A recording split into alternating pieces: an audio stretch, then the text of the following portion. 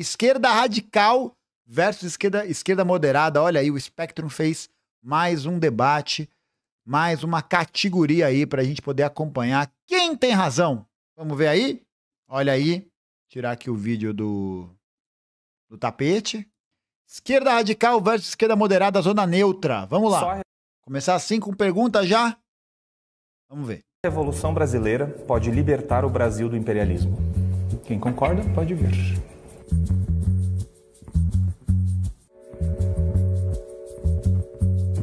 Veja, o Brasil é um país de capitalismo dependente, né? O sistema imperialista global, ele é dividido em países dependentes, subordinados e países dominantes. O que a gente vê na história da América Latina é que toda experiência de tentativa de garantir soberania de fato para os países latino-americanos que não passa por uma ruptura revolucionária é brutalmente interrompida a partir de golpes de Estado, fomento de desestabilização econômica, grupos de extrema-direita, paramilitares e por aí vai. E é muito fácil defender isso até com figuras que não são do campo marxista. Por exemplo, Darcy Ribeiro, que não era um marxista, embora tivesse um bom diálogo com o marxismo, no seu principal livro, O Povo Brasileiro, ele fala no prefácio do livro que não é difícil imaginar um reformismo democrático que resolva os problemas do país. Mas na história brasileira, toda vez que tivemos um governo nacionalista e reformista, esse governo foi brutalmente sufocado e reprimido. Outra figura muito importante do campo reformista brasileiro, o Leonel Brizola, falava inclusive da necessidade de uma pimenta revolucionária na social-democracia brasileira, considerando que o Brasil é um país da periferia do sistema capitalista.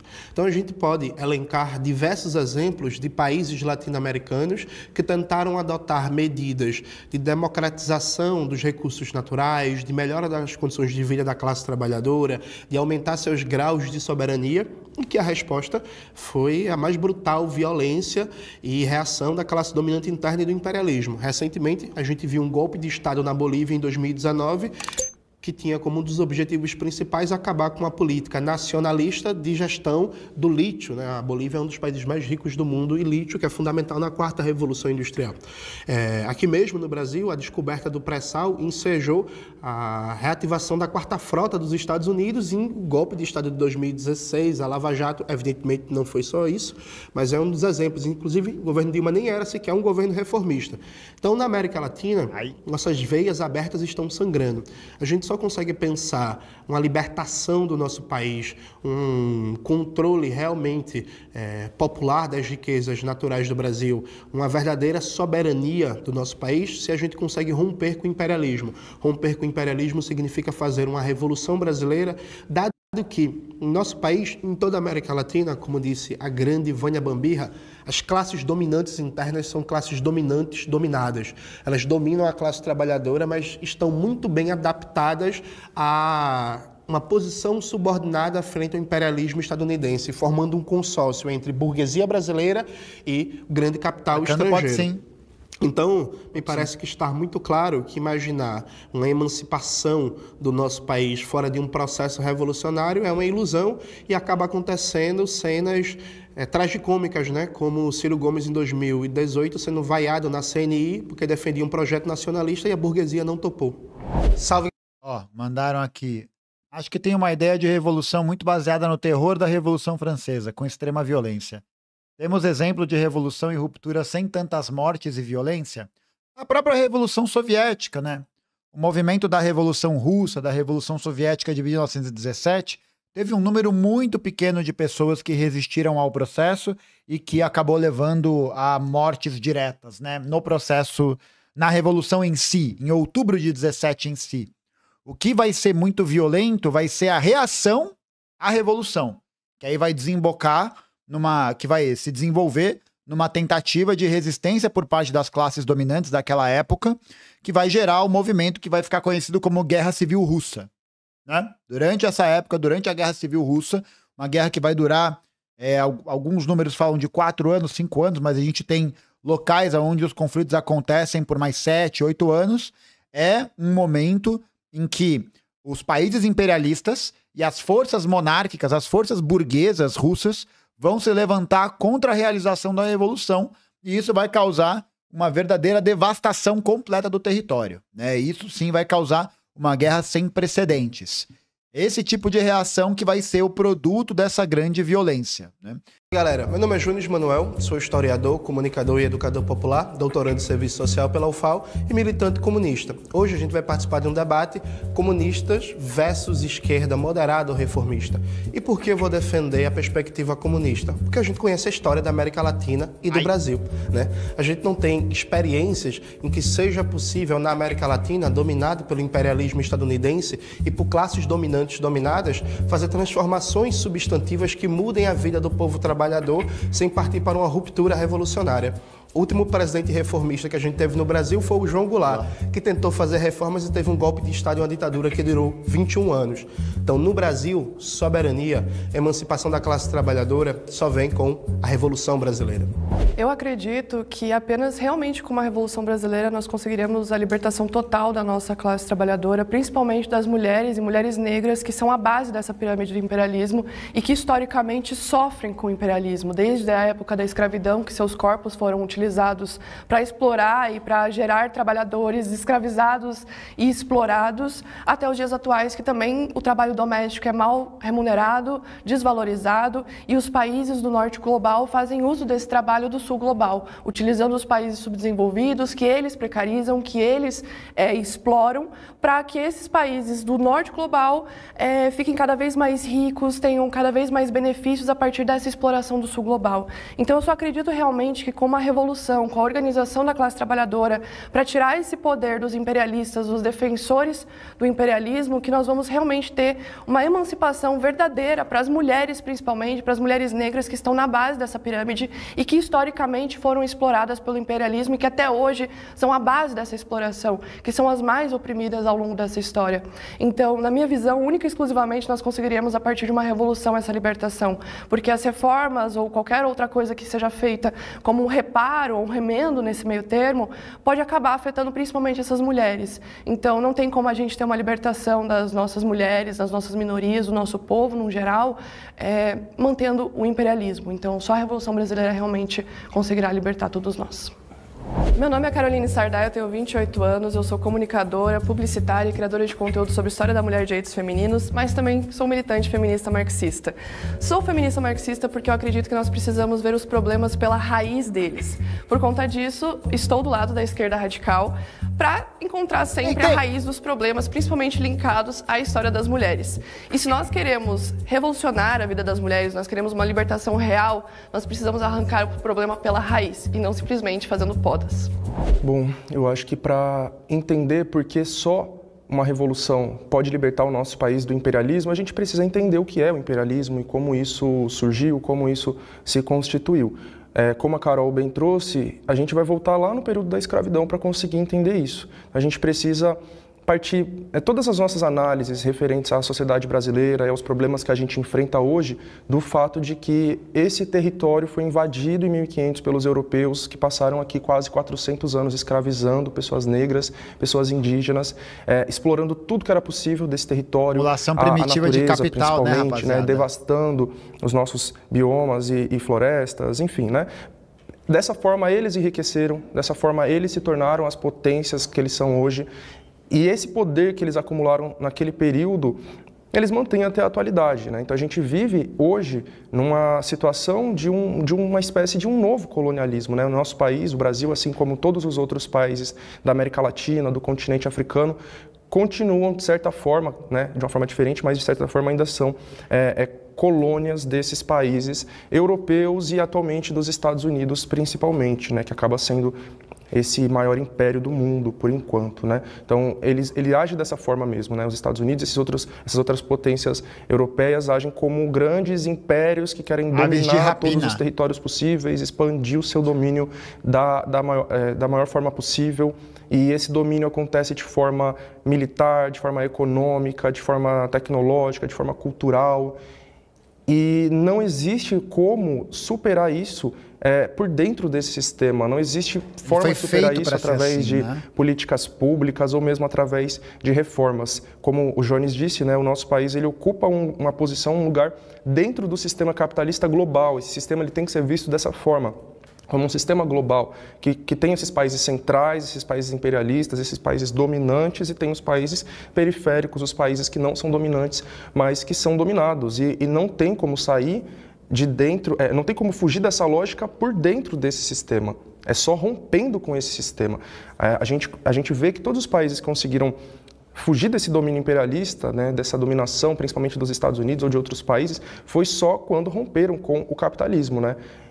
Então, os países do mundo hoje que realmente estão livres disso são os que passaram por processos revolucionários, ou mesmo que já passaram por isso antes, ainda durante o período colonial, ou ainda durante o período da escravidão. A gente teve, por exemplo, no continente africano, ainda no século XX, revoluções para que esses países conseguissem se libertar do colonialismo, né? Lutas revolucionárias anticoloniais. E a gente vai ter aqui no nosso continente o exemplo do Haiti, por exemplo, que é bastante inspirador para mim. A revolução que aconteceu lá faz falta no nosso país.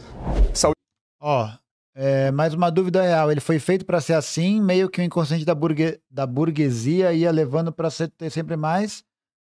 Meio que foi pensando assim. Então, é que na realidade, a estruturação da sociedade a partir da lógica do lucro, a partir da acumulação, leva inevitavelmente a esse caminho. Leva a esse caminho em que você vai ter um grupo social, você vai ter uma classe num lugar, na verdade classes em diferentes lugares, né? Uma classe em diferentes lugares, que vão organizar um sistema de exploração, de acumulação, em busca desse crescimento de lucratividade. Então ele foi feito para ser assim porque a lógica dele gira em torno disso, né? A lógica da lucratividade, do aumento dos rendimentos, essa lógica do enriquecimento privado, né? A lógica do enriquecimento particular de uma determinada fatia da sociedade acaba levando a necessariamente o uso de todo o restante da sociedade em nome desse lucro privado. Essa é a questão principal. Então você vai submeter sociedades inteiras, povos inteiros, uso dos recursos naturais, você vai submeter o trabalho alheio, você vai submeter tudo para que essa submissão gere lucros para o grupo que está no controle desses recursos. Então a socialização das perdas, porque aí todo mundo vai perder, nem quem ganhar e perder vai ganhar ou perder, nesse caso quem ganha continua ganhando, mas é a socialização das perdas, ou seja, praticamente todo mundo perde, para meia dúzia enriquecer. E aí a tendência do capitalismo, e aí isso Marx coloca também no Capital, ele coloca isso nos seus estudos, é uma tendência à concentração de capitais, a uma concentração de monopólios. Porque determinados grupos e determinadas frações da burguesia vão conseguindo acumular e vão arruinando outras pequenas iniciativas de outros capitalistas que vão ser ou absorvidos por esses capitais, e aí vão passar a integrar esses monopólios, que vão se tornar monstros cada vez maiores, ou vão ser arruinados. Então a grande questão é que o capital ele está sempre nesse movimento. Ele está sempre nesse movimento em busca de um maior crescimento de acumulação, numa tendência de monopolização, ou seja, de concentração dos capitais em um ponto só. E aí, essa tendência de monopólio vai levar necessariamente a um aumento cada vez maior da exploração. Porque conforme a taxa de lucro vai caindo, os capitalistas precisam puxar a sua lucratividade, sua taxa de lucro de algum lugar. De onde que eles vão puxar? Da tentativa de buscar recursos e matérias-primas mais baratos, que é a exploração de terras raras no Brasil, a exploração das mineradoras, do agronegócio e tudo mais. Eles vão também piorar as condições de trabalho. Eles vão diminuir a possibilidade dos trabalhadores em terem melhores condições de vida. O crescimento da pejotização, a diminuição da CLT e até a continuidade da CLT nesses termos, escala 6x1, salários muito baixos, não existe um reajuste de benefícios ao longo desses últimos períodos, pelo contrário, a gente tem enfrentado cada vez mais perdas, são todos mecanismos que os capitalistas, se utilizando do Estado como um gerenciador desses interesses, vão se utilizar para poder aumentar seus lucros.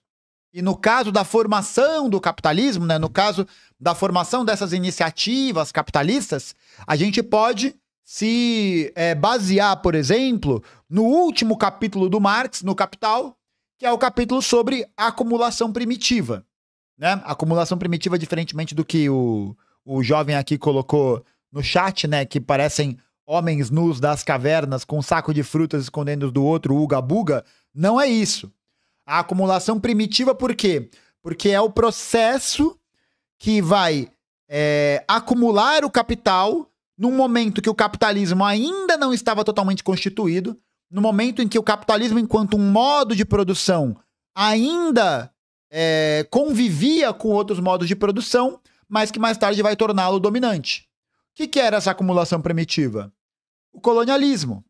As grandes navegações, quando os europeus invadem a América, ocupam a América e passam a explorar os recursos naturais e humanos, e esses recursos vão ser direcionados para esses grandes capitais localizados na Europa e posteriormente nos Estados Unidos, com diferentes agentes sendo dominantes em diferentes tempos. Então, durante uma época, Portugal e Espanha, depois a França, depois a Inglaterra, depois os Estados Unidos e por aí vai.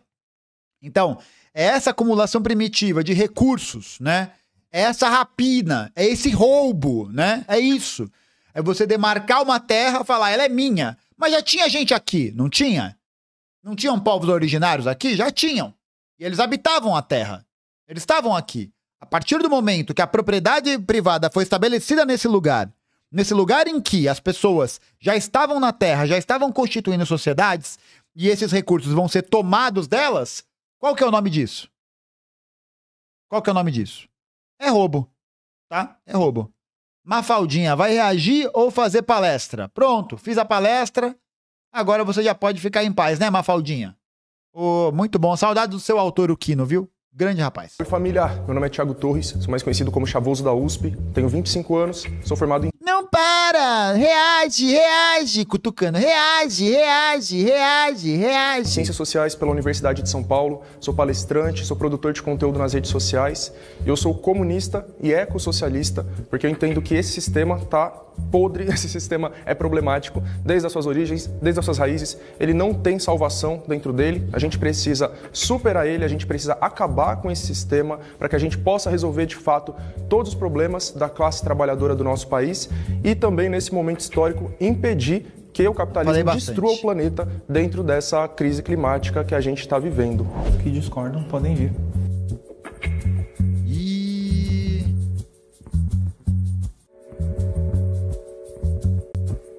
Bom, primeiro ponto que eu queria destacar, eu queria trazer 3 pontos rápidos aqui para a gente iniciar a nossa conversa. O primeiro ponto é que eu acho que essa pergunta já está mal colocada. Por quê? A questão não é meramente a luta contra o imperialismo, a questão é o desenvolvimento material da sociedade brasileira, o desenvolvimento material de um país subdesenvolvido como é o Brasil e o desenvolvimento humano que vem acompanhado desse desenvolvimento material. E o imperialismo, nesse caso, ele não é o fim em si mesmo. O imperialismo ele é um obstáculo para esse processo de desenvolvimento e eu creio aqui que todo mundo concorda com isso. E a luta é contra o imperialismo no sentido de ser um obstáculo ao desenvolvimento material, ao desenvolvimento humano do Brasil, do brasileiro. Esse é o primeiro ponto. O segundo ponto é que, na minha compreensão, a dicotomia reforma e revolução é uma dicotomia falsa. Por quê? Todos queremos fazer reformas na sociedade, inclusive os revolucionários. Só que a discussão é a hegemonia política e a forma de conquistar o poder para efetivar essas reformas. Então, quando a gente pega, por exemplo, inclusive eu faço uma referência para quem quiser consultar um texto muito bom do marxista holandês Anton Pannekoek, que ele fala sobre essa falsa dicotomia. E ele é um revolucionário, inclusive, é um bom debate que ele faz sobre essa questão da revolução, que os revolucionários também são reformistas, e a questão aqui a gente tem que discutir como que a gente vai conseguir a hegemonia política e a força suficiente na sociedade para a gente poder fazer esse processo de reformas, para poder fazer essa transformação social. E um terceiro ponto que eu discuto aqui, e aí eu acho que talvez vai ser o ponto de maior controvérsia nesse nosso debate, nessa nossa conversa, que é o seguinte: quando a gente fala sobre reformas, quando a gente fala sobre revolução, de fato há essa proposta de que a revolução é a superação dos nossos problemas. Na minha opinião, isso acaba sendo uma espécie de aposta no escuro, de salto no escuro, no sentido de que a revolução, no seu conteúdo posterior à revolução, é uma grande incógnita. Tanto que o conteúdo material, o conteúdo das propostas, especialmente as propostas mais concretas, debatidas e discutidas, são conteúdos que, no geral, hoje, é uma grande referência, inclusive o próprio Jones, a gente está debatendo nos marcos do trabalhismo e do desenvolvimentismo, que é, na minha opinião, o que mais chegamos na disputa de enfrentamento, na disputa de transformação social em relação ao Brasil. E para fechar, uma última provocação. Reformas são derrotadas, revoluções também são derrotadas, e o processo histórico, ele é herdeiro de todo esse processo, de todas essas séries de vitórias e derrotas, e mesmo na questão das derrotas, a gente ainda tem ganho, a gente ainda tem coisa para defender. Tanto é que a gente fala do trabalhismo, o trabalhismo gerou Petrobras, BNDES, uma série de instrumentos que hoje são essenciais para o desenvolvimento brasileiro e estão aí até hoje, mesmo depois de uma derrota do movimento trabalhista das reformas de base em 64. Mas aquela coisa, né? BNDES sendo o grande vilipendiador, né? Sendo o facilitador do processo de privatização, porque o BNDES continua sob controle e hegemonia da burguesia. E a Petrobras, que desde 53, mas principalmente a partir dos anos 90, com a era do neoliberalismo, vem sendo fatiada tal qual uma tortinha de morango, né? A gente tem a venda das distribuidoras, a gente tem a venda das refinarias, a gente tem a venda das plataformas, a gente tem o rebaixamento salarial dos petroleiros, né? Olá, sou Frederico Crepe, sou professor de filosofia, tenho um canal no YouTube onde eu faço análise política, onde eu faço análise econômica, falo um pouquinho de filosofia também. Eu sou militante trabalhista, da ideologia mais bem-sucedida da política brasileira e que mais transformou esse país, e vim aqui defender a perspectiva trabalhista. Eu concordo com grande parte das críticas que os comunistas fazem a respeito do sistema capitalista. Eu não tanco essa bandeirinha do Brasil na camisa do Loconte, não tanco. Muito crítico ao sistema capitalista. Eu entendo o processo de desigualdade, principalmente no contexto brasileiro, colonialista, que realmente a gente vive num capitalismo independente, a gente vive num mundo globalizado que não tem interesse no desenvolvimento dos países do sul global. Eu concordo com tudo isso. Meu problema é que falta materialidade num projeto socialista, porque eu não consigo ver num horizonte de onde vai vir essa revolução. Porque no século XX, a gente tinha uma hegemonia global entre socialismo e capitalismo, com a disputa entre Estados Unidos e União Soviética. A gente tinha revoluções explodindo por grande parte do mundo, em diversos países, e o Brasil ele não chegou próximo de fazer uma revolução socialista. Só quem acredita que a gente chegou perto de uma revolução socialista é direitista biruta que usa isso como justificativa para dizer por que a gente tinha que ter tido uma ditadura militar no Brasil. Então o Brasil, no meio da hegemonia, da disputa hegemônica, ele não teve capacidade de chegar nessa revolução. Então vocês querem que eu acredite que no século XXI, onde não existe mais hegemonia, ou melhor, não existe mais essa luta de hegemonia, porque hoje o grande bloco socialista é a China e a disputa deles com E assim, né? Os Estados Unidos é uma disputa pelo mercado jeito. capitalista. A China está cagando para o socialismo nos outros países, eles estão preocupados apenas com os deles, eles não estão, como a União Soviética fazia, né, de apoiar reformas, de apoiar revoluções, como apoiou Cuba e etc. Então não tem materialidade, não tem nada que possa ser feito pelos socialistas para modificar a situação da classe brasileira hoje. Na verdade, tem uma coisa, eu entendo que o discurso revolucionário ele é bom para ajudar no impulsionamento das reformas. Então a gente pode utilizar o discurso de vocês para forçar as reformas que nós queremos. Então eu vejo hoje o vai usar a gente assim, cara? Que isso? socialismo como um instrumento que a gente pode utilizar para ir fundo nessas reformas. Mas nesse sentido só, porque você não tem a substância necessária para alcançar um projeto revolucionário brasileiro. O Bolsonaro, com uma capacidade de mobilização de massa enorme, com o poder, assim, com uma capacidade de movimentar até grandes setores dos militares, com a máquina pública na mão, ele não foi capaz de ganhar uma eleição e ele não foi capaz de dar o golpe que ele queria. Mas aí é alho com bugalhos, os comunistas... Nem se tivessem isso, talvez não conseguissem. Aí eu me pergunto, se amanhã o Jones, que é uma figura que vem crescendo, alcançar uma grande relevância popular e ele falar assim, tem que ser projeto revolucionário, etc., e ele conseguir 30%, 40% da revolução, beleza, tem isso, e aí? Vai entrar numa luta com os militares? Vai fazer uma guerra civil no Brasil? Como é que funciona o projeto revolucionário? Porque acho que primeiro que é fatalista, essa noção de que a gente só vai superar o imperialismo não é fatalismo, se a gente acabar com o capitalismo. É um fatalismo que não faz muito sentido. E o outro ponto é unilateral. há uma unilateralidade que não considera que tentar acabar com a ordem capitalista do jeito que vocês defendem seria talvez piorar a situação da classe trabalhadora no Brasil. Meu nome é Charlie Barkley, eu sou poeta, sou escritor, tenho um trabalho no Instagram. Mano, Charlie Barkley em homenagem ao Charles Barkley, ala pivô do Phoenix Suns, inclusive o primeiro jogador do Space Jam que tem o seu talento roubado pelos alienígenas. Lembra? O Falastrão, porra. Jogava muito, tá maluco, jogava muito. Relacionado à poesia e recentemente comecei a me envolver muito com política, defendendo uma perspectiva reformista, reivindicando esse termo que foi muito... que se tornou pejorativo no decorrer dos tempos, principalmente por conta dos ataques comunistas às noções reformistas, só que eu entendo que no Brasil todos os direitos que os trabalhadores alcançaram foi devido às práticas reformistas e às transformações que aconteceu dentro da ordem do sistema capitalista. Então eu entendo que não deve haver uma ruptura completa e que a gente deve encontrar dentro do sistema os modos para fazer com que a nossa vida da classe trabalhadora sejam melhoradas nesse processo sem que haja um risco institucional que acabe piorando a vida de todos. E por isso eu entendo que o reformismo é o melhor caminho para a gente alcançar os nossos objetivos.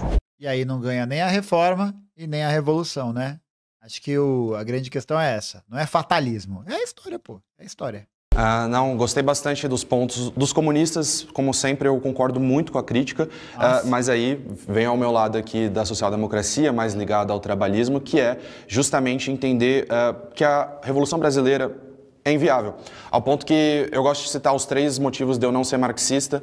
O primeiro é justamente que eu não vejo que tem um contexto para uma revolução, não acho que tem materialidade. As revoluções, especialmente as marxistas, estão num contexto de guerra, num contexto de fome generalizada e insegurança social completa, ao ponto que... A gente está vivendo o que exatamente? Se a gente vê a Rússia, a China, quando elas passaram por revolução, não existia CLT, não existia BNDES, não existia FGTS, nem nada do tipo.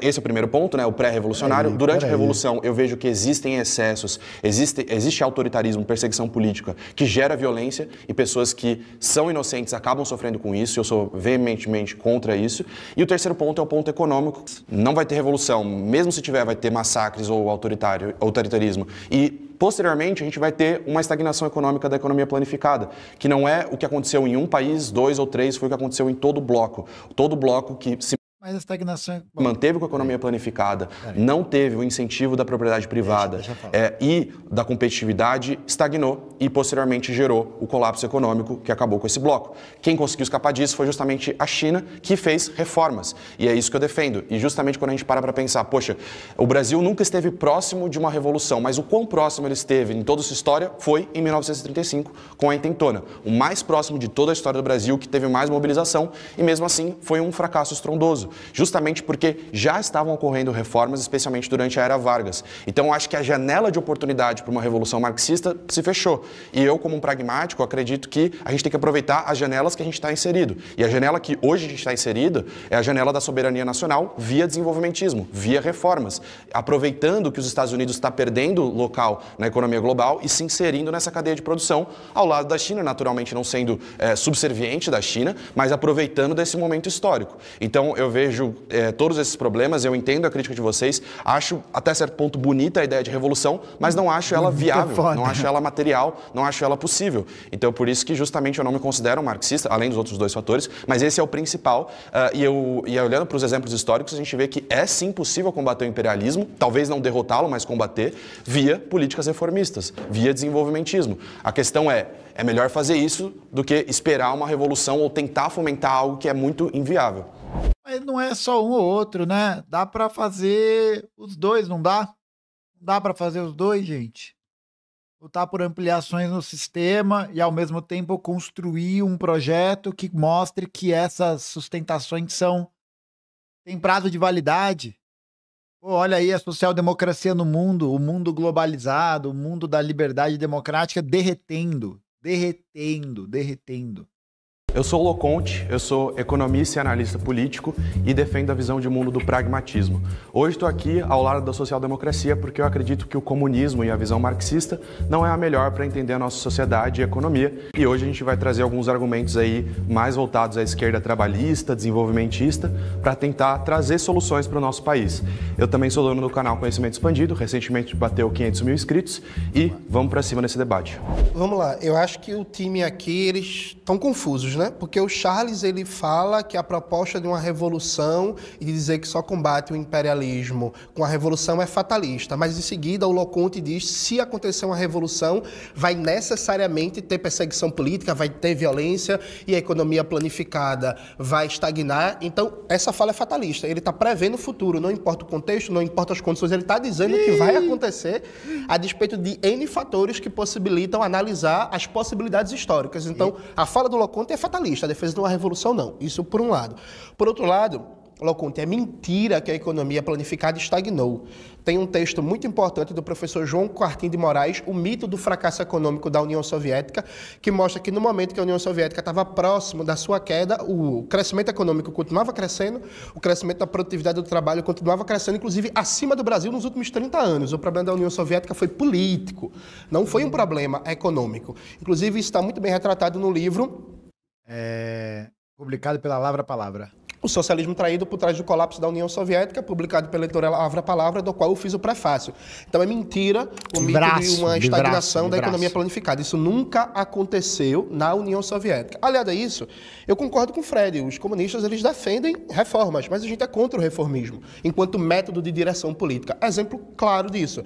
O presidente João Goulart defendia reformas de base muito importantes que os comunistas na época apoiavam. Veio a reação da burguesia e o João Goulart fugiu do Brasil para não ter um banho de sangue. Mas o banho de sangue veio do nosso lado.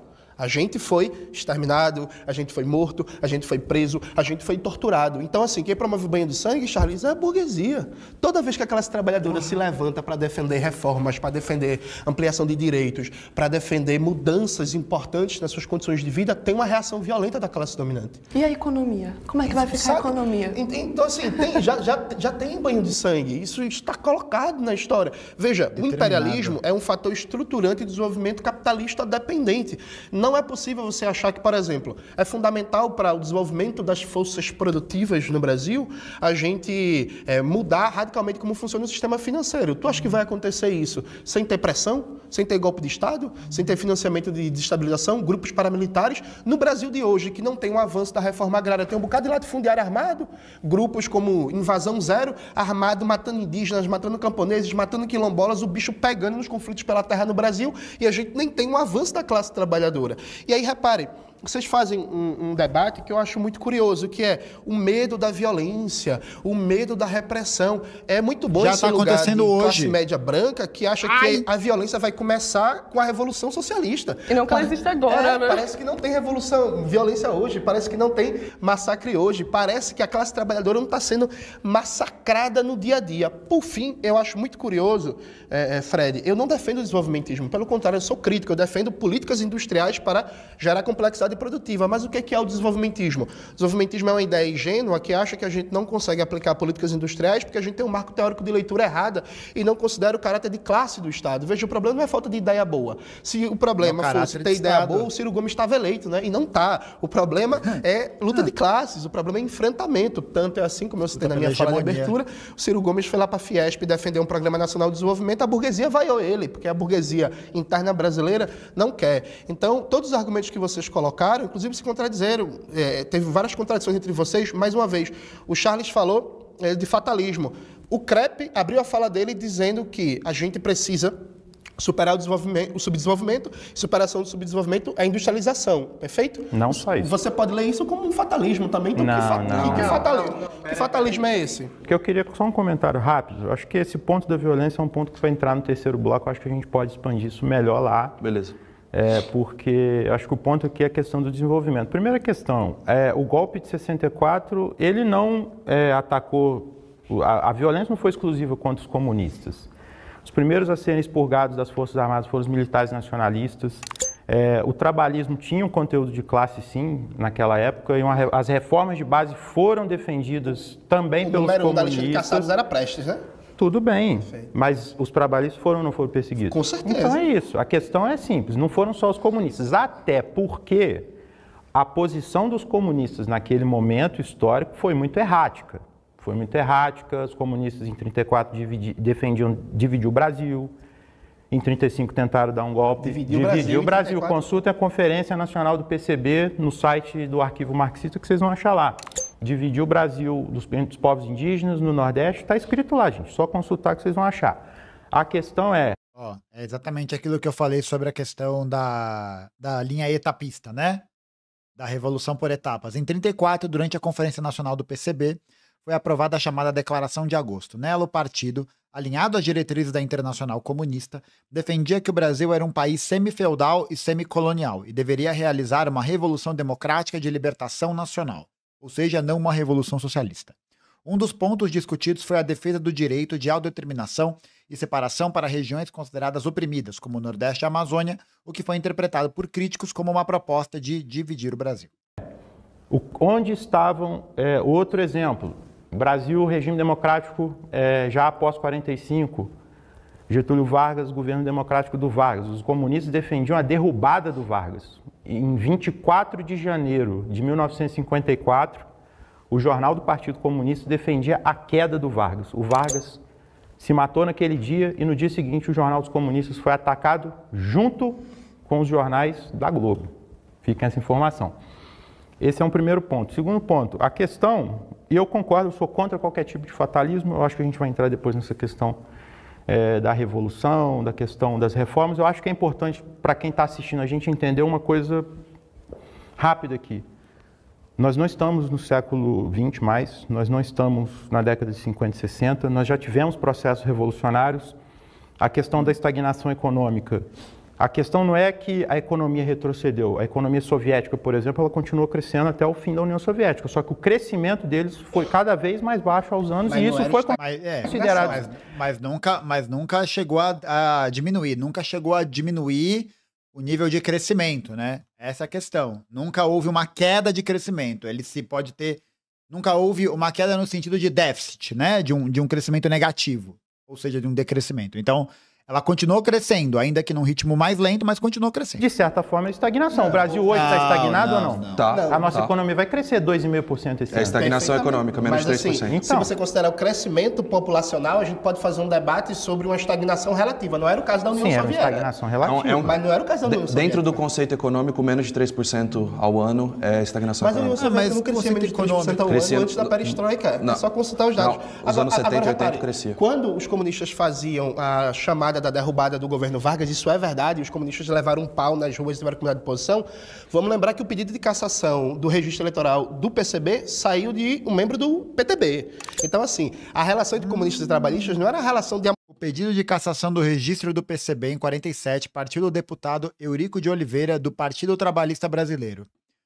A solicitação foi aceita pelo Tribunal Superior Eleitoral em maio de 47, que cancelou o registro do partido sob a alegação de que ele seguia a orientação estrangeira da Internacional Comunista e atentava contra a Constituição. Poucos meses depois, em janeiro de 48, o Congresso também cassou os mandatos dos parlamentares comunistas eleitos em 45. Dentre eles, Carlos Marighella e Jorge Amado e Luiz Carlos Prestes. Tá? Mozinho, era um querendo fuder o outro, pau no meio da rua. Disputa Exatamente. Agora veja, outra coisa que é importante dizer. Existe um debate, Charles, sobre uma situação pré-revolucionária no Brasil em 64. Não é verdade que só a direita malucada faz um debate que o Brasil estava na boca da Revolução Comunista para 64. Não. Você pode consultar, por exemplo, o Combate nas Trevas, do Jacob Gorender, ou o Subdesenvolvimento e Revolução, do Rui Mauro Marini. Existia um debate sobre uma crise de situação pré-revolucionária em 64. E a posição dos comunistas em 64...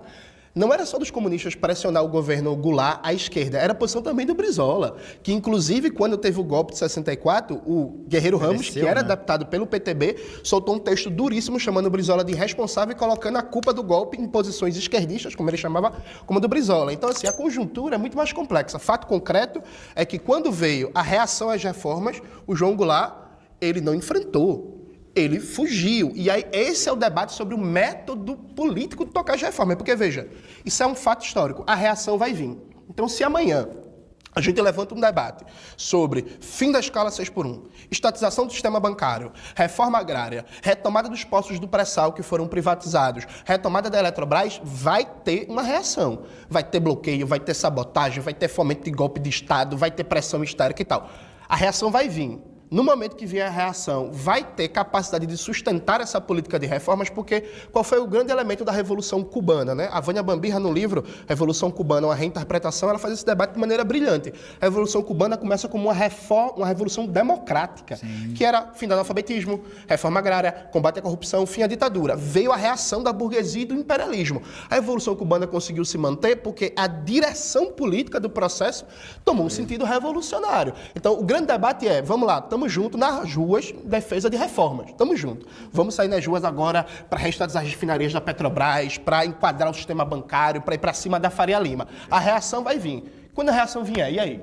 Não, mas aí calma aí, só para eu não vou ficar monopolizando muito tempo do meu grupo, não, mas eu só queria destacar que assim, você deu o exemplo da Revolução Cubana.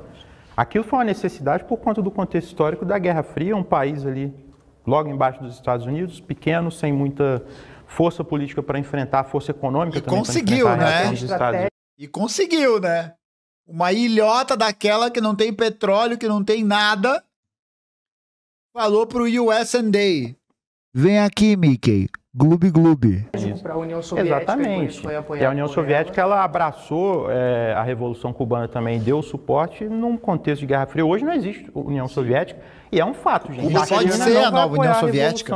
Cuba seria nacionalista se não fosse pela União Soviética. Fidel Castro era um grande nacionalista. Não, o contexto não pesou? Não foi determinante? Tchê. Desculpa, viu? Ó, o Tchê aqui, ó.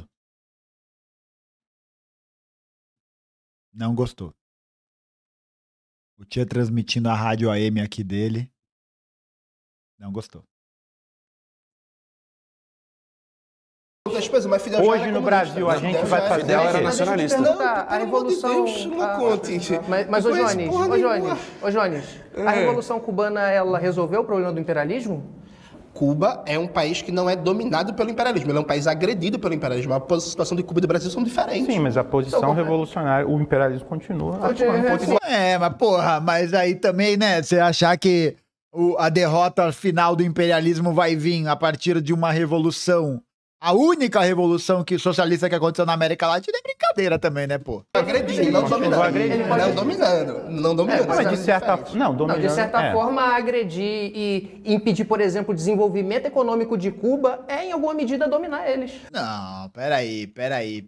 Não. Mas aí você tá negando, isso aí é um processo de negação de que, ainda que houve uma agressão completa do imperialismo sobre a ilha, Cuba conseguiu se desenvolver, especialmente nesse período entre 59 e 89, de maneira muito maior, de maneira muito mais progressista do que todos os outros países do Caribe. Basta comparar Cuba com a Jamaica. Compara Cuba com a Haiti, com a República Dominicana, com Porto Rico, com Trinidad e Tobago, com as Bahamas, com o Triângulo das Bermudas. Pô, Cuba erradicou o analfabetismo, Cuba criou um programa de alimentação estruturado nacional, Cuba exportava médico. Pô, pelo amor de... Porra, não dá, né? Pô? Não, mas Sim, veja, claro Cuba é um país de 10 milhões de habitantes pequeno. É claro que a capacidade de Cuba em si desenvolver suas forças produtivas numa situação de cerco é pequena. Agora, veja, liberdade tem seu custo, né? Conseguir emancipar um país significa enfrentar o imperialismo. E o imperialismo é isso. A vida é dura, Charles. Não, eu gostaria muito que a gente conseguisse transformar o Brasil de norte a sul, resolver os problemas da classe trabalhadora, resolver a fome, resolver o problema da mobilidade urbana sem ser tiro, porrada e bomba. Eu gostaria, mas a realidade latino-americana, a realidade brasileira não é essa. Repetindo mais uma vez, João Goulart vai lá, faz o comício da Central do Brasil, defende as reformas de base. Vem um golpe de Estado que dura 21 anos e a frota dos Estados Unidos estava estacionado aqui na costa brasileira, pronto para invadir se tivesse resistência. E aí? Eu só queria pedir pedir a parte aqui só para poder trazer uma grande declaração do camarada Ricardo Amorim, né? Dele companheiro Ricardo Amorim. Três coisas que Em Cuba só tem 3 coisas que funcionam. É a segurança, é a educação e exatamente a saúde. Aí você juntou 2, que é o ensino de medicina. É isso que atrai, é barato e funciona. A saúde de Cuba, mesmo sem recurso, continua funcionando. Tá bom? Beleza? Perguntar, na verdade, o que propõe, o que vocês propõem. Tipo, se a revolução não vai funcionar, boa. O que vocês propõem? Aquilo que já melhorou o Brasil. Tá bom? Aquilo que já melhorou o Brasil. Carnaval, não é?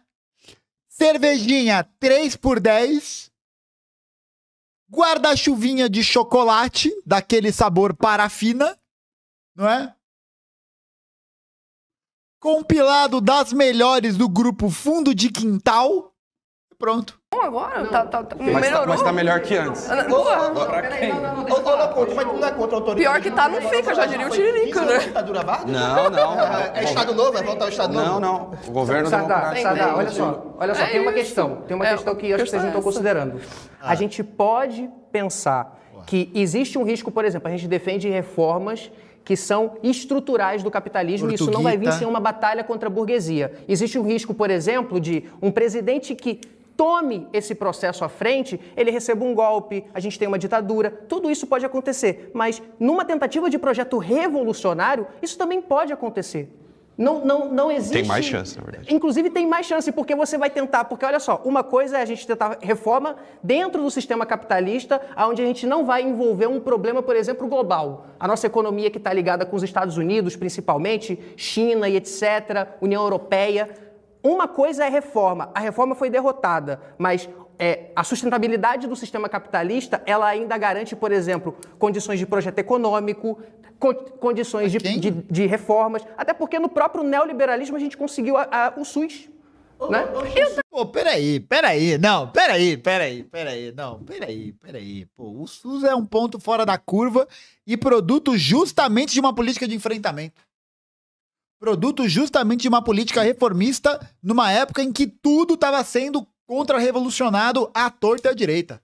O SUS, a Constituição de 88, são pontos fora da curva no mundo da geopolítica mundial. De gastos, tipo, de qualquer maneira vai ter ali E o SUS tem sido vilipendiado todos os dias. Então, não, mas o que eu estou dizendo é que se você utilizar... As reformas ainda tem... Não, o que eu estou dizendo é que você pode lutar pelas reformas contra a burguesia, por exemplo, mobilização popular, colocando gente à frente para poder... colocando, por exemplo, no executivo um presidente que não seja um entreguista, como o Lula, por exemplo. Já é um começo. Já colocando um cara desse na presidência, que não seja um neoliberal, um cara que efetivamente lute pra gente acabar com quem que tomou o golpe? O próprio João Goulart. Não, beleza, mas isso é outro contexto. A Dilma, por exemplo, tomou um golpe neoliberal. Gente, a Dilma foi derrubada atendendo a agenda que o capital queria. É verdade. É mentira que a Dilma caiu porque ela estava fazendo reformas. Eu acho que todo mundo concorda aqui. Concordo. Dito isso, Charles, uma dúvida. Os golpes militares na América Latina foram, com exceção do golpe contra o Salvador Allende, foram todos contra projetos reformistas. Tinha uma base comunista forte ali. Guerra Fria. Tinha. Aí no contexto da Guerra Fria. Mas peraí, Loconte, teve um golpe na Bolívia em 2019 contra um projeto reformista e não tinha Guerra Fria. Teve agora, a eleição do Equador foi fraudada. Peraí, gente. O Rafael Correia está no exílio. Não, o golpe da Bolívia foi revertido um ano depois. Mas teve golpe. Não, teve golpe. Beleza, foi revertido um ano depois. E o projeto de esquerda da Bolívia foi derrotado muito por conta das posições erráticas do próprio Evo Morales, que desestabilizou o país recente. A eleição do Equador foi fraudada. Teve golpe, mas não se manteve. O governo Gustavo Petro... A eleição do Equador, eu não vou entrar nessa discussão agora, porque eu não sofreu 4 tentativas de golpe de Estado. Está de pé. Vamos fazer uma pergunta aqui rápida. Então, vamos fazer uma pergunta aqui. A Dilma também tinha. A questão é o seguinte... Mas não compare o Petro com a Dilma, não. Se a Dilma tivesse 40% de aprovação, ela teria caído? Não. Então a questão é só fazer a reforma que a gente vai ter golpe. Eu acho que o contexto é diferente. Mesmo porque o que gera a crise política o que fazer quando vier a crise econômica. Vocês não respondem isso, né? Porque, assim, o que fazer é enfrentar. Tem que enfrentar. Vamos lá. Tem que enfrentar. Eu quero citar mais uma outra narrativa para a gente dialogar. Vamos lá. Darcy Ribeiro, no Dilema Latino-Americano, um dos livros clássicos dele, o Darcy Ribeiro faz a seguinte formulação. E veja, o Darcy não era marxista. Qual é a seguinte formulação do Darcy? Projeto reformista na América Latina, para se sustentar, precisa ter como pressuposto métodos revolucionários, dado que o mais tênue reformismo popular e nacionalista na América Latina, a gente não está na França, a gente não está na Austrália, Voloconte, a gente não está na Holanda e tal. Quem falou na de outros América países, não fui Latina, projeto reformista para sustentar tem que ter método revolucionário. Isso é o Darcy dizendo, nos anos 70, inclusive frente à experiência da Revolução Nacionalista no Peru, do Velasco Alvarado, e a experiência no Chile. Historicamente, isso é verdade ou não? Só queria esquecer uma coisa aqui. O Johnny citou o Jacob Gorender, Combate nas Trevas. O Gorender, ele faz uma análise, esse livro é muito bom, inclusive. Ele faz uma análise... Provavelmente ele acha problemático porque o Gorender faz muitas críticas à luta armada nesse livro, deve ser talvez por conta disso. É criticar o Prestes. A luta também, armada o Gorender tinha um probleminha ali com o Prestes ali também, até meio pessoal ali. 100%. E o Gorender, nesse livro, ele fala que o Jango poderia ter resistido ao golpe. E assim, gente, eu vou dar uma opinião para vocês, eu não vou atacar moralmente o Jango nesse ponto, porque eu acho que o Jango foi um grande brasileiro, foi um grande defensor da emancipação nacional. A meu ver, de fato, ele poderia ter tentado enfrentar, sim, o golpe, mas eu acho que... Se fosse marxista, ele teria enfrentado. Não necessariamente, Jones. Galera, Não necessariamente. Até porque o Jango, ele tinha um grande amor pelo Brasil, ele queria evitar uma guerra civil de grandes proporções, e a gente não podia saber o futuro. Eu acho que essa questão de invocar a ditadura futura, os 21 anos, o estado de exceção à violência, que tudo tem que ser condenado, obviamente, a gente não pode ser também engenheiro de obra pronta e pegar o resultado do processo e falar que ele já estava previsto lá no passado. Tanto é que muitos líderes políticos erraram nesse ponto. Sim. O próprio Juscelino Kubitschek apoiou o golpe achando que ia ter eleição em 65.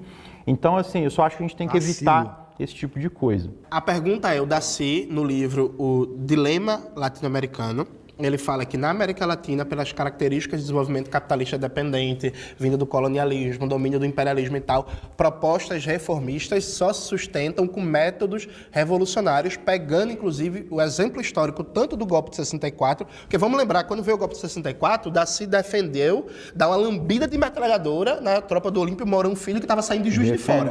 Né? Então, ele passar o cerol, correto. Então, assim, aí o Loconte vai dizer que isso era autoritarismo. Vê que tristeza, Loconte. Se ele começasse a perseguir opositores depois que o regime comunista fosse estabelecido... Mas perseguir golpista é perseguir opositor? Não. Então pode perseguir golpista. Se for golpista, sim, porque não defende o Estado democrático de direito. Nazista e tal. Perfeito. Então, dito isso, o Darcy está certo ou está errado? Quais que são esses métodos revolucionários para possibilitar a reforma? Métodos revolucionários, por exemplo, vem um golpe de Estado, Calma. Reclama com ele. A pergunta do Jones está usando o Darcy. Não, ele tá... Calma. Esse livro foi lançado em 74, se não me engano. Calma, estamos em 2025. Não, mas calma. Não, beleza. Não, vocês reivindicam a carta testamento do Brasil, do Vargas, que foi... Calma. Não é... Mas eu não reivindico o regime do Vargas no contexto histórico. Deixa eu falar. Não é contexto histórico, não é outro contexto histórico. Teve uma tentativa de golpe de Estado ano passado, ou retrasado. O que a gente fez? Não, mas peraí.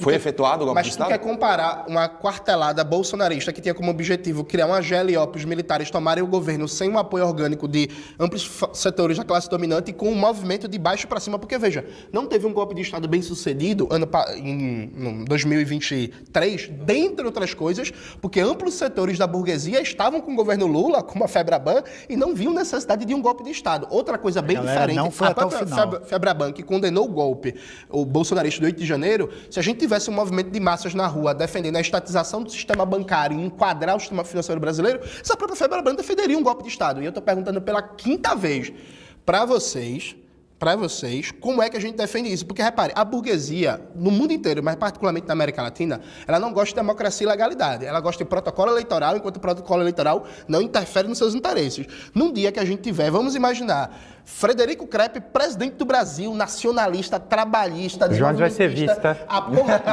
toda. Aí ele começa a aplicar o projeto dele. Veja, vai dar uma semana, vai começar uma articulação golpista, tanto de baixo com grupos paramilitares, com não sei o que, sabotagem. Não necessariamente.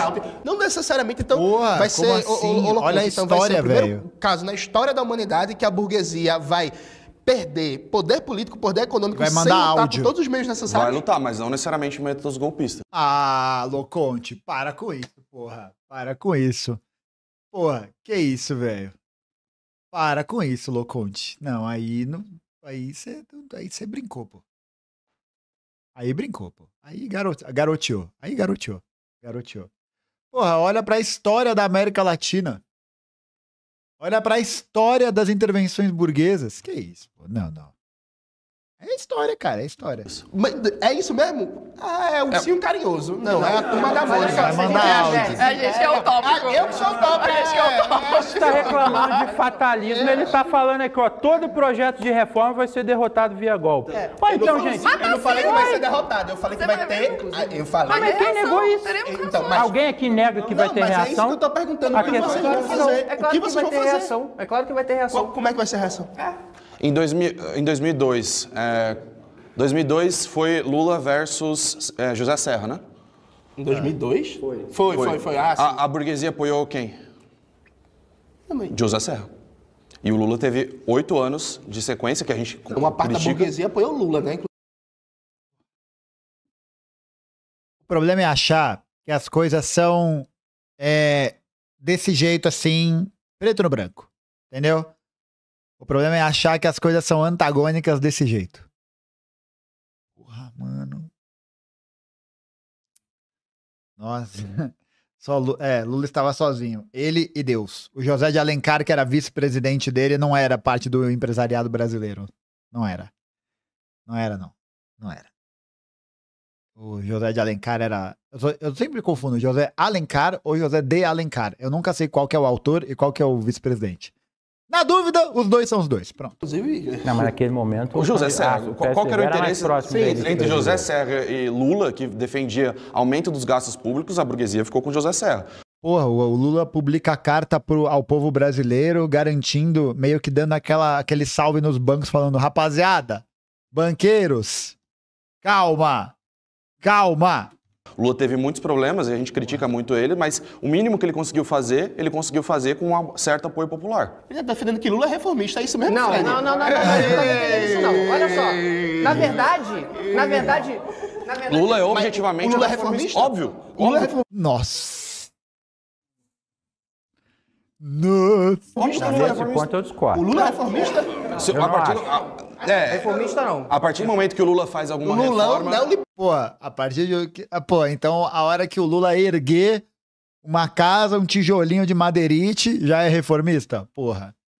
Pô, criou vários programas de distribuição de renda, criou programas importantes de inserção dos trabalhadores em circuitos de consumo, né? Programas que combateram a fome. Mas reformas estruturais?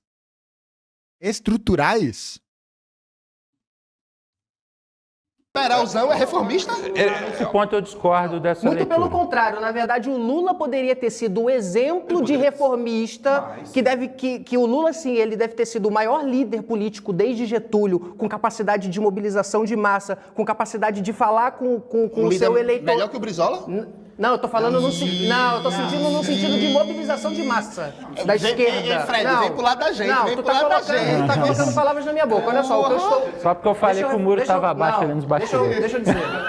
Loconto é petista, é isso, meu irmão. Tá fechado. O que eu estou dizendo é que o Lula teve uma capacidade de mobilização de massa, de sentido... Ele tinha muita aprovação popular, era um líder muito carismático, só que em vez dele trabalhar um projeto de politização dessa massa que compõe a sua base eleitoral, ele despolitizou essa massa, que ia ser a mesma massa que no futuro ia derrubar Dilma Rousseff, porque o pobre que atingiu a classe média porque o Lula fez uma política de aumento real do salário mínimo, ele apoiou... Que é reformista. Não, reformista? Não é. Não é reformista, não. Pelo amor de Deus. Fred, aumenta o salário mínimo é reformismo, velho? Não. Deixa eu... Porra, aumentar salário mínimo é reformismo? Pelo amor de Deus, cara. Que é isso, velho? Não, pelo amor de Deus. Pelo amor de Deus. O que tem de reformismo em aumentar a valorização do salário mínimo? Você não muda nenhuma estrutura produtiva, você não muda nenhuma estrutura central da economia política. Porra. Qual seria o termo? Nenhum. É um gestor do capital, é um outro liberal, é só isso. Lula é um liberal. É um social liberal. Meu Deus do céu. Não, deixa eu continuar a gente raciocínio. Outra coisa, o Jones não tá deixando os dois falarem, não, ó. O Jones tá monopolizando, ó. Não tá deixando. Política pública, é isso. Eu sou democrático. Deixa eu terminar a Deixa eu terminar de raciocínio. O Lula tinha capacidade de mobilizar reformas, iria haver uma luta interna com a burguesia brasileira, mas com apoio popular lulista. Se o Lula fosse um Leonel Brizola da vida, a gente teria conseguido modificar radicalmente esse país, porque as condições econômicas, a partir dos anos 2000, foram muito favoráveis para a reforma. A gente pegou o crescimento da China, que tinha todas as possibilidades do mundo de industrializar o Brasil, e em vez da gente fazer isso, o Lula poderia ter feito isso via política monetária, quando o Banco Central ainda não estava... Não era autônomo. O Banco Central não era autônomo, ele ainda era... O governo ainda tinha ingerência direta no Banco Central. A gente poderia ter feito uma reforma monetária que pudesse fazer com que a taxa de juros diminuísse. A gente poderia ter industrializado o Brasil no período lulista, mesmo com a dificuldade que a burguesia colocaria. Porque você tem uma noção de que a gente não vai conseguir reformismo no Brasil, a gente não vai industrializar o país, porque a burguesia, ela não quer, como se a gente dependesse de burguesia para fazer isso. O capitalismo, cara, quem funda o capitalismo e quem desenvolve o capitalismo é Estado. A burguesia, ela só entra quando é para ganhar dinheiro com isso. Você acha que o Estado americano é fruto de burguesia? É claro que não, cara. O Estado americano, ele foi fruto das reformas, porque na verdade a burguesia americana, em grande medida, ela gostaria de manter, como o Thomas Jefferson queria, era a escravidão operante. Sim. E se a gente não tivesse um Alexander Hamilton para lutar contra essa classe burguesa escravista que tinha muito poder nos Estados Unidos, hoje os Estados Unidos provavelmente seriam um Brasil do norte agrário, um fazendão. Mas então, só um adendo nesse ponto. Pô, mas é aquela velha história, né? Se eu tivesse duas rodas, se eu fosse duas rodas, um guidão e um quadro, eu seria uma bicicleta, né? Eu seria uma bicicleta, né? Eu seria uma bicicleta. Seria, porventura, né? Se eu fosse um guidão e duas rodas. Para voltar para o Brasil. Agora você já respondeu a pergunta ainda. Não, a questão é a seguinte. Qual? Hoje nós... Responde a pergunta dele. Hoje nós estamos eu acabei num de contexto... Não, desculpa, ele está falando que eu não respondi. A pergunta foi sobre... Ele deu um... O Darcy falou. O Darcy eu vou falou, completar a sua não linha. tem como fazer reforma se não for via revolucionária. Não foi essa a pergunta. Não, eu vou a pergunta completar. Foi como sustentar as reformas sem o método revolucionário na América Latina. A questão é a seguinte, gente. Primeira coisa... O Brasil, igual eu falei, a gente está em outro contexto, a gente não está mais na Guerra Fria, a gente não tem uma União Soviética, por exemplo, para nos apoiar com um asterisco. A gente está falando de imperialismo. A União Soviética, quando os países do bloco soviético divergiam deles, eles invadiam e mudavam o governo deles, tá? Sim. Guardem a Hungria em 1956, Tchecoslováquia em 1968. O Stalin tentou matar o Tito na Iugoslávia trocentas vezes só porque ele não se submetia ao poder dele, então ainda tem essa questão. A União Soviética tinha ingerência sobre os países socialistas, então também não é essa coisa toda, essas flores todas aí não. A questão, voltando para o Brasil, que eu acho que o foco tem que ser o Brasil. O Brasil hoje, igual ele estava citando a questão do Lula, para a gente entender essa questão também, para a gente acabar... E o Lula não é reformista, né? Nós seis aqui, eu acho... Essa parte sobre o Stalin é concreta, viu? Stalin tentou matar o Tito algumas vezes. Eles tinham animosidades, assim, consideráveis. Tito rompe com o Stalin. Não é falso, não. Isso é verdadeiro. Acho que nós vamos entrar num acordo aqui. A questão do Lula. O Lula teve um período ali na época dele, um momento, uma janela de oportunidade histórica. Por quê? Para a gente pensar um projeto para desenvolver o Brasil, um dos gargalos econômicos mais importantes é o gargalo do setor externo. Por quê? A gente vai precisar fazer uma política contrária aos interesses dos especuladores internacionais, que eles vão poder fazer pressão aqui para tirar capital do Brasil e poder desvalorizar a nossa moeda, poder fazer esse tipo de pressão. Isso aconteceria, isso já é uma reação a esse tipo de política. Mas naquele momento, o Brasil passava por um processo de crescimento econômico puxado pelo boom das commodities, puxado pelo desenvolvimento chinês, em que o Brasil tinha a oportunidade de superar esse gargalo em termos de setor externo, em que se o Lula tivesse se ele tivesse política para fazer isso, se ele tivesse um programa para fazer isso, ele faria um programa muito mais avançado do que ele fez, sem esses efeitos econômicos que a gente teria. Isso é o campo econômico. O campo político, a questão é usar as brechas que a gente tem dentro desse sistema democrático, que eu acho que todo mundo concorda aqui, que ele não é perfeito. Então a gente vai chegar e vai fazer uma série de reformas, vai chegar e vai mobilizar a sociedade para fazer uma série de reformas. O Jones, por exemplo, pede um exemplo. Ele cansa de dar o exemplo dele lá no canal dele, e que eu concordo, que é o caso do México, por exemplo, do Obrador agora.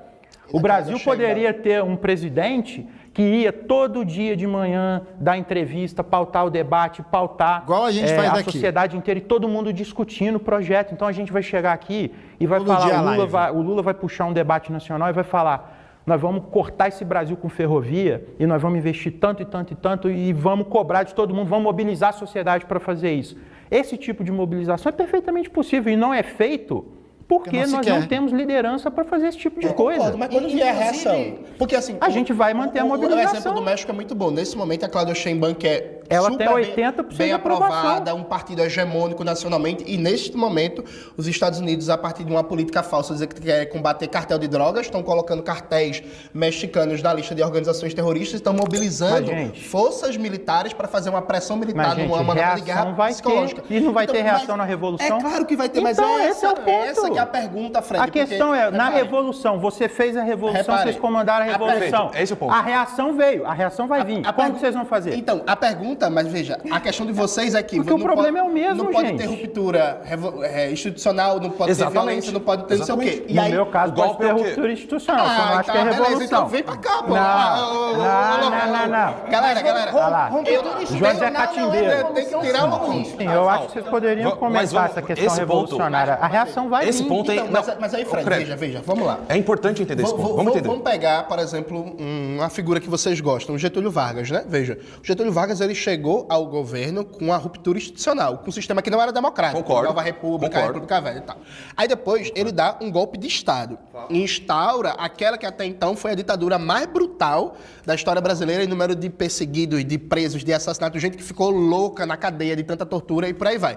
Então, veja, é muito curioso quando, por exemplo, e aí eu tô vendo que tem uma diferença aqui nesse grupo. Tem diferença. Porque é muito curioso quando o Loconte, por exemplo, vem, eu tenho medo de autoritarismo. Não, medo não.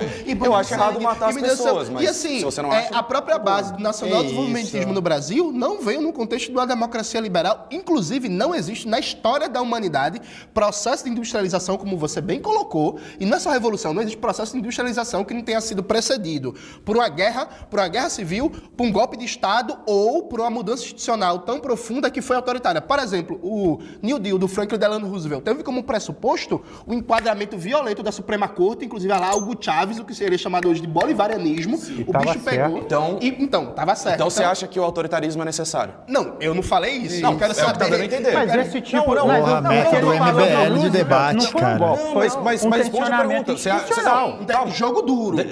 Vamos fazer jogo duro aí, ó. Vem pra cá, Jones. Olha lá, viu? Olha lá, é isso. Não dá pra ficar aqui porque tem um petista aqui. Olha lá, não dá. O Jones já tá pulando o muro já, gente. Não foge da pergunta. É necessário algum grau de autoritarismo para consolidar a industrialização, no seu ponto de vista? Pergunta objetiva. Eu não sei o que tu objetiva, sim ou não?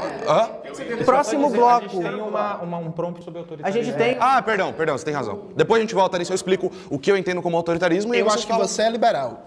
Bom, você pode achar o que você quiser. E como é que a gente vai se libertar do imperialismo, gente? É isso que eu tô aqui tentando. Eu tô vendo muito mas realmente o que me preocupa é isso. Se não é pela Revolução Brasileira, é pelo quê? Por qual caminho? Por onde que nós vamos? Aonde? A libertação do imperialismo vai vir por meio da mudança A gente vai tirar o Brasil da divisão social internacional do trabalho que ele está hoje. Hoje a gente é um país agroexportador, que poderia ser uma grande potência industrial. A gente é uma nação que entre os anos 50 e os anos 80, que era uma das que mais crescia no mundo. Os chineses vieram para cá para entender o que nós estávamos fazendo para eles fazerem na China. Mas eles fizeram melhor. Foram para vários países, não só para o Brasil. Não, né? Vamos lá. Mas eles copiaram o modelo brasileiro, tá, gente? Não copiaram porra nenhuma, não. Copiaram. Depois eu vou falar no que eles copiaram. Eles estudaram o mundo todo, mas o Brasil era uma potência industrial em desenvolvimento. A gente vai deixar de ser um país agroexportador. O agronegócio e a mineração vão reagir. Eles já estão armados até os dentes hoje. E aí? Eles vão... calma, já estão reagindo, já estão matando o indígena. Deixa eu responder. Eles vão tentar dar um golpe de Estado. Não só. A gente tem que manter a institucionalidade. Como é que mantém? Com armas na mão, estilo Brizola, campeão da legalidade? Sim. E depois... Mas aí pode prender golpista, matar golpista. Se ele tá tentando... Os caras querem derrubar o nosso projeto aprovado pela população. E meu Fred é autoritário. O Fred é stalinista. Calma, uma coisa cada vez. Uma coisa. Vai jogando, olha aí. Frederico Krepp stalinista, hein? Marx stalinista aqui. Temos 4-2. Se esses golpistas estão atentando contra a democracia, eles merecem ser presos. Maravilha. Mortos. E depois... Não, mortos não. Não, mortos que isso? Não, tá maluco? Mas se eles atirarem na gente a não atira de volta. Isso é legítima defesa. Não, Tá, prendeu, você conhece... Não, você está entrando em muito detalhe. Vamos entrar nesse detalhe. Conhece o conceito de crime de guerra? Conheço o conceito de crime de Maravilha. guerra. Então, na guerra, 2 soldados armados vão atirar um contra o outro. Mas assim, nem todo conflito político se configura necessariamente como uma guerra. Então, vamos dar o exemplo, por exemplo, da Colômbia. Neste momento, na Colômbia, tem grupos paramilitares financiados pelo imperialismo que estão fomentando desestabilização em vários departamentos para tentar enfraquecer o governo Estão atentando contra a democracia. Contra o governo Gustavo Petro. Tem que ser combatidos. O maior problema deles não é a democracia, o problema deles é ter um projeto de esquerda anti-imperialista. Não, lá. mas peraí também, gente. Os grupos paramilitares da Colômbia já existem antes do governo Petro também. Óbvio que já existe. Isso é histórico na Colômbia. Mas a gente está falando não nasceram agora com o governo Petro. Óbvio, mas a gente está falando de processos específicos de sabotagem ao governo Petro. Então, a minha dúvida é o seguinte, vocês deram voltas. O único que falou abertamente que não é contra a ruptura institucional se for necessário para sustentar um projeto de superação da dependência foi o Fred. Porque, assim, a vida é dura. Mas não é questão de ruptura institucional no sentido de dar um golpe ou fazer um processo revolucionário. Quer um exemplo? Tá, vamos lá. Fred foi eleito aqui presidente do Brasil. O Jones é meu vice. Da última vez que os trabalhistas... Eu daria um golpe. Olha só, cara. Olha lá. Rasgou a fantasia. Rasgou a fantasia. Olha só. Você seria preso por atentar contra a democracia. Eu vou chegar e vou propor um redesenho da estrutura produtiva brasileira radical e que vai reorganizar a estrutura produtiva brasileira para gerar desenvolvimento, para gerar educação de qualidade, para tirar as pessoas dessa situação de pobreza, de miséria, e eu vou aumentar a base material da sociedade brasileira para que a sociedade brasileira, no geral, seja muito mais desenvolvida, muito mais... que ela possa florescer mais, que ela possa se desenvolver enquanto seres humanos e tudo mais. Vocês vão me apoiar, vamos imaginar que vocês vão me apoiar. Vai ter reação? Vai ter reação, não vai? Beleza. Vamos usar o instrumento que a gente tem de hegemonia popular, de chamar o povo para poder defender essa reação. E ainda tem outra coisa. Se eu quiser, eu posso, se eu tiver apoio suficiente para isso, eu posso, tendo a hegemonia política, criar uma outra Constituição para o Brasil e tirar essa Constituição e fazer uma Constituição mais avançada. Isso vai ser uma revolução? Vocês considerariam isso uma revolução? Depende do contexto histórico, porque o Florestan Fernandes trabalhava com o conceito de revolução democrática para explicar processos em que, ainda que não se começou uma ruptura com o capitalismo, você tem uma tal mudança da correlação de forças entre as classes que a dinâmica de produção e distribuição da riqueza está em jogo. Nesse teu exemplo, a gente estaria num contexto de uma revolução democrática com tal nível de participação da classe trabalhadora que seria inédito. Agora, a questão Aí o Jones ia me dar um golpe e assumir o controle. A questão é como fazer para sustentar, porque o teu exemplo é fantástico. Isso aconteceu no Chile do Salvador Allende, né? E aí tem um grande livro do Muniz Bandeira, trabalhista também, né? Muniz Bandeira, inclusive, a estratégia do caos sobre a derrubada do governo Salvador Allende. E uma das grandes questões é o Congresso chileno estava abertamente sabotando o processo político no Chile, o governo Salvador Allende, fomentando um golpe de Estado. E aí as massas na rua pediam o fechamento do Congresso. Isso seria uma ruptura institucional com o sistema político que estava posto. O Allende não quis fazer isso. Veio um golpe de Estado feito por um general que era considerado até então um general legalista. A minha dúvida é, o Frederico Krepp, presidente, começa esse processo de reorganização da base produtiva do Brasil, superação da dependência, desenvolvimento do Sistema Nacional de Inovação, combate ao rentismo e tal. Tá até empolgado claro, eu fico empolgado.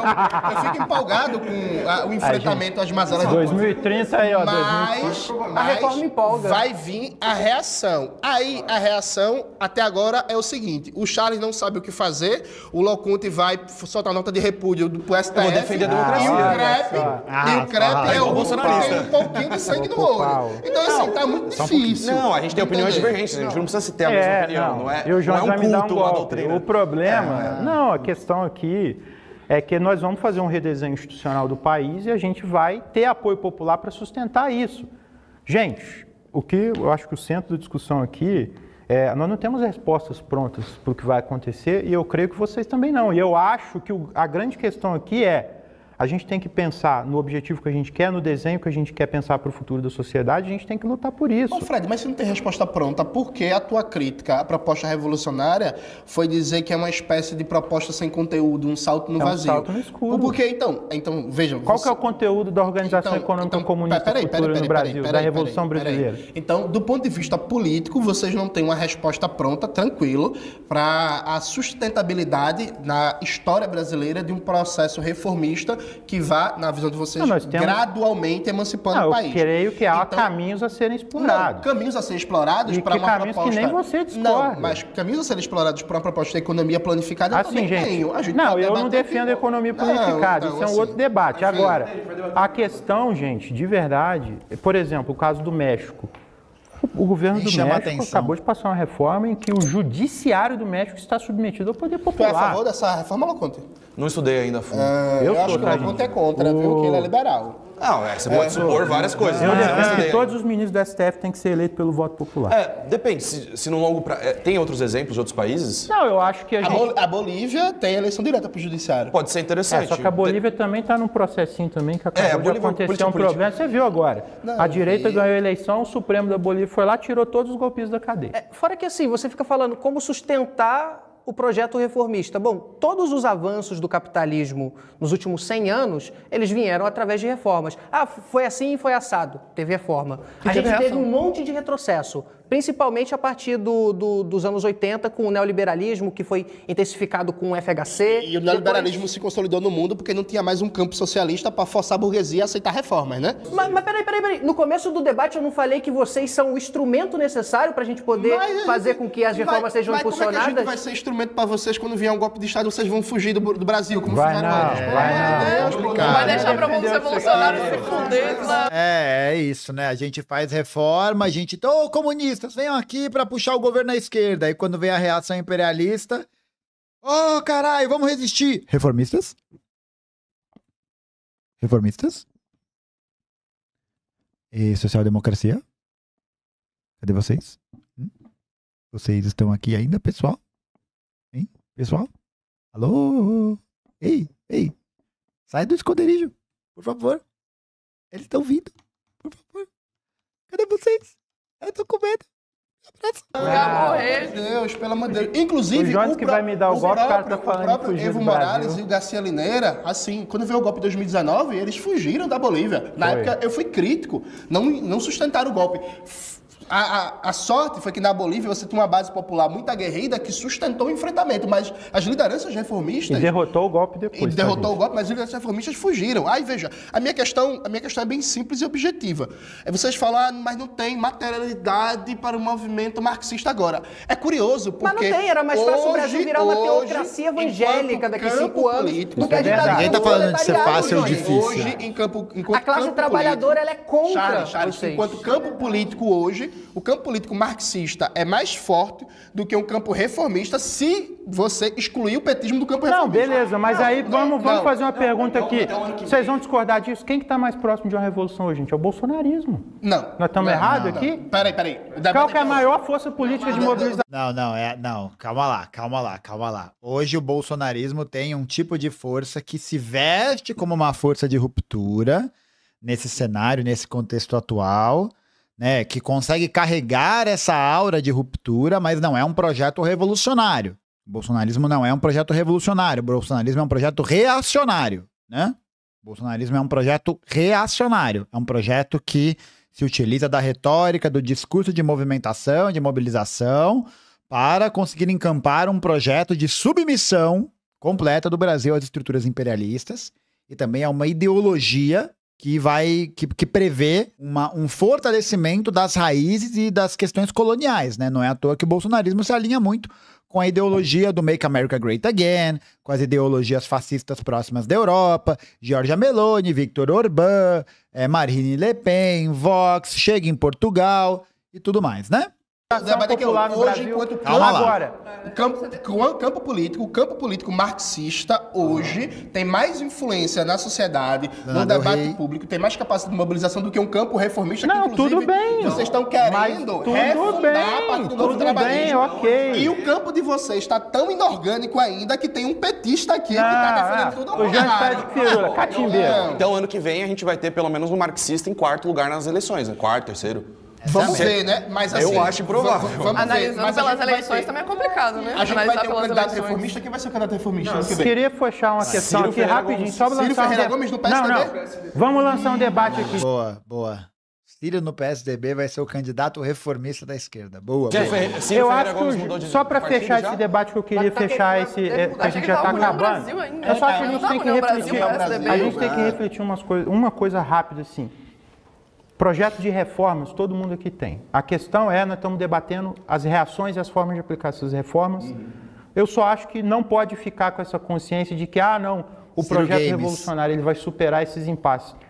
Há impasse em qualquer projeto, seja o reformista, seja o revolucionário, e os revolucionários vão ter que enfrentar a reação que vai vir também. Então, é isso. A reação vai vir, é inevitável. Não, e eu tenho certeza que sua resposta para isso é: um projeto revolucionário no Brasil só seria bem sucedido se a gente tivesse uma mobilização popular poderosíssima que tivesse capaz de enfrentar a burguesia, que tivesse capaz de enfrentar a capacidade armada da burguesia, do exército, dos latifundiários, etc. Aí você me diz assim: não, se a gente tiver mobilização popular efetiva, a gente consegue derrotar a burguesia e impor nosso projeto. Mas aí quando a gente fala assim, vamos utilizar a mobilização popular efetiva para colocar o projeto reformista em pauta, aí não, aí vai ser derrotado. Não é essa a questão, Charles. A questão é que, para vocês, há uma ilusão de conseguir um projeto reformista dentro de um ambiente pacífico de institucionalidade liberal democrática. Mas ninguém está falando de pacifismo.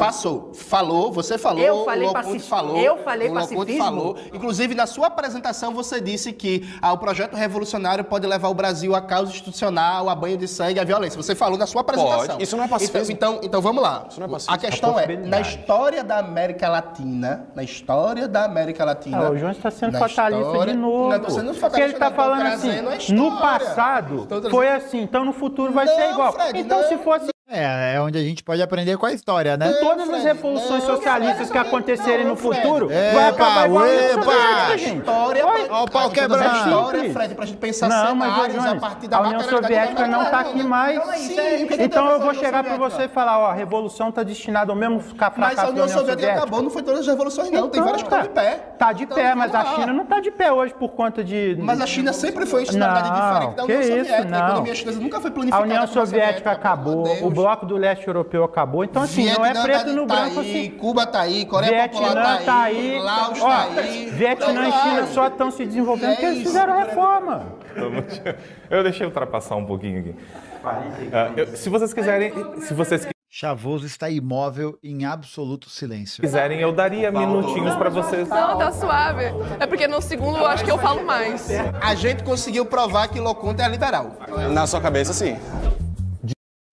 Olha aí. Vazou, hein? O passado ajuda a gente a entender as dimensões do presente, né? O passado ele serve como esse instrumento de referência. E o que a gente analisa como instrumento de referência na história da América Latina, ainda por cima, é de que as movimentações na direção do reformismo acabaram terminando com processos contra-revolucionários, com processos de repressão por parte da burguesia que, sem um enfrentamento permanente dessas bases, por um caminho revolucionário, né, termina em reversão dessas reformas, né? Mas agora, Loconte, liberal, novidade aí, hein? Novidade. Olha aí, depois, na próxima live, a gente vê direitos conquistados por reformas podem ser perdidos na próxima crise do capitalismo. Aí é verdade. É totalmente verdade. Mas vai ficar para o próximo episódio, né? Que loucura, cara. Que loucura.